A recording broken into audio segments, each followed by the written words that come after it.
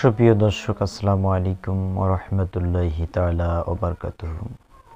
কাছে অথবা দূরে, দেশে অথবা প্রবাসে যে যেখান থেকে এই ভিডিওটি প্লে করেছেন সবাইকে জানাই মোবারকবাদ। সুপ্রিয় দর্শক, আজকে একটা বিষয় নিয়ে মানুষ নানান ভেদ দ্বিধাদ্বন্দ্বের ভিতরে পড়ে আছে।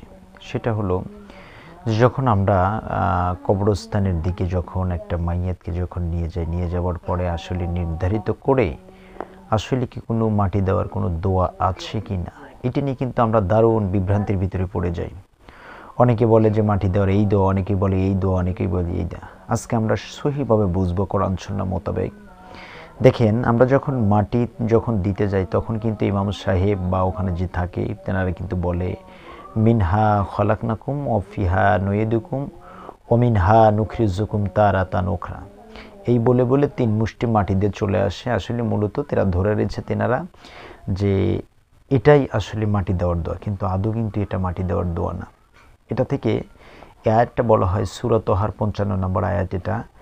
এর ভিতরে বলা হয়েছে মিনহা খলাকনাকুম ও ফিহা নুইদুকুম ও মিনহা নুখরিজুকুম তারাতান উখরা। আসলে এটা আল্লাহ তাআলা এই জন্য মানুষকে সিদ্ধান্ত দিয়েছেন যে মানুষ, তোমাকে এই মাটি থেকেই আমি সৃজন করেছি, আবার তোমাকে এই মাটির ভিতরে আসতে হবে, আবার এখান থেকেই তোমাকে উন্মোচন করা হবে। ওয়াইজা কবুর বসিরাত, এই কবর থেকেই তোমাকে উন্মোচন করা হবে। সুতরাং আমরা কিন্তু এই দোয়াটা বলে বলে 3 মুষ্টি মাটি দিই, কিন্তু আদৌ কিন্তু এটা মাটি দেওয়ার দোয়া, এটা স্মরণ করার দোয়া। তাহলে এখন মাটি দেওয়ার দোয়াটা কি হবে?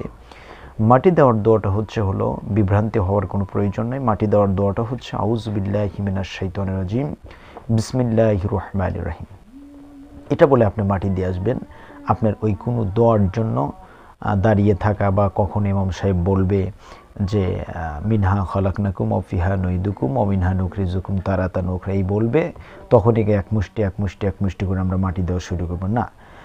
সুপ্রিয় দর্শক, যদি ভিডিওটি ভালো লাগে থাকে অবশ্যই লাইক, কমেন্ট, শেয়ার করে এবং সাবস্ক্রাইবার করে আমাদের সাথেই থাকুন। সবাইকে মোবারকবাদ। আসসালামু আলাইকুম ওয়া রাহমাতুল্লাহ।